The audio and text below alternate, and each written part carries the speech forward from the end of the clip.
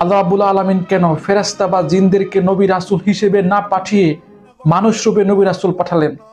আল কোরআন বুঝে পড়া ও বুঝিয়ে পড়ানো কি ফরজ, না বুঝে কোরআন পড়া কি মূর্খতা? এমন গুরুত্বপূর্ণ প্রশ্নগুলোকে সামনে রেখে আজকের তাফসীর এগিয়ে যাবে। ধৈর্য ধরে সম্পূর্ণ ভিডিওটি দেখুন।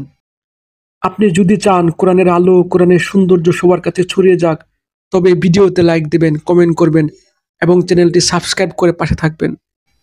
স্বাগতম সবাইকে মহাগ্রন্থ আল কোরআনের ধারাবাহিক তাফসিরে।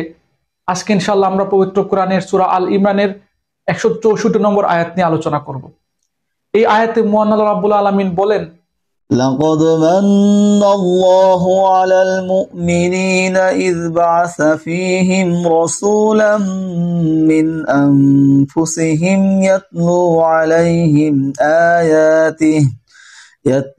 عليهم آياته ويزكيهم ويعلمهم الكتاب والحكمة وإن كانوا من قبل لفي ضلال مبين।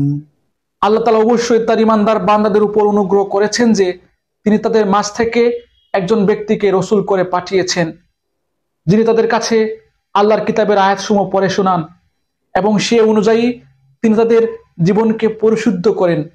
সর্বোপরি তিনি তাদের আল্লাহর কিতাব ও তার গ্রন্থলব্ধ জ্ঞান বিজ্ঞান শিক্ষা দেন। অথচ এরা সবাই ইতিপূর্বে স্পষ্ট ভ্রান্তিতে নিমজ্জিত ছিল। আলহামদুলিল্লাহ, চমৎকার একটি আয়াত। এই আয়াত আল্লাহ রাব্বুল আলামিন দুটি গুরুত্বপূর্ণ বার্তা আমাদের দিয়েছেন। এর মধ্যে একটি বার্তা হলো আল্লাহ রাব্বুল আলামিন আমাদের মধ্য থেকে আমাদের জন্য একজন রাসূল পাঠিয়েছেন, যাতে করে তিনি আমাদের সাথে মিশতে পারেন। তিনি যদি মানুষ না হয়ে জিন বা ফেরেশতা বা অতিপ্রাকৃত হতেন, তবে তিনি মানুষের সাথে মিশতে পারতেন না, আর মানুষদের সাথে তার দূরত্ব থাকতো। এখন তার সাথে আমাদের কোনো দূরত্ব নাই। তিনি আমাদের মতো রক্ত মাংসের মানুষ। তার সুখ দুঃখ, হাসি কান্না, রুখ সুখ সবই ছিল। আমাদের মতো তিনিও প্রকৃতির সাথে সংগ্রাম করে জীবন যাপন করে আল্লাহর হুকুমত অনুযায়ী তার জীবন পরিচালনা করেছেন।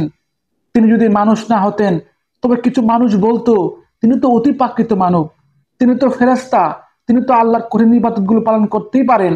আমরা তো সাধারণ মানুষ, তাই আমরা তার মতো আল্লাহর হুকুম অনুযায়ী চলতে পারবো না। কিন্তু এখনো পৃথিবীর কেউ এই কথা বলতে পারবে না, কেননা তিনিও মানুষ। তিনি যেহেতু আল্লাহর হুকুমত অনুযায়ী চলতে পেরেছেন, তাই আমরাও আল্লাহর হুকুমত অনুযায়ী চলতে পারবো। আমাদের আলোচনায় তার একটি গুরুত্বপূর্ণ বার্তা হলো রাসূল সাল্লাল্লাহু আলাইহি সাল্লামের কাজ কি হবে, তার এক গুরুত্বপূর্ণ নির্দেশনা আল্লাহ রাব্বুল আলামিন দিয়েছেন।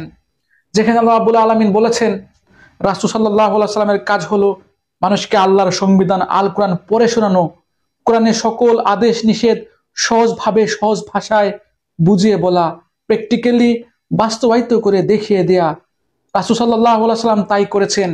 তিনি তার নবুয়তের 23 বছর ব্যাপী আল্লাহর কোরআনের সকল আরকান আহকামগুলো, সকল বিধিবিধানগুলো আরবের জনগণকে বুঝিয়ে বলেছেন এবং বাস্তবায়িত করে দেখিয়ে দিয়েছেন।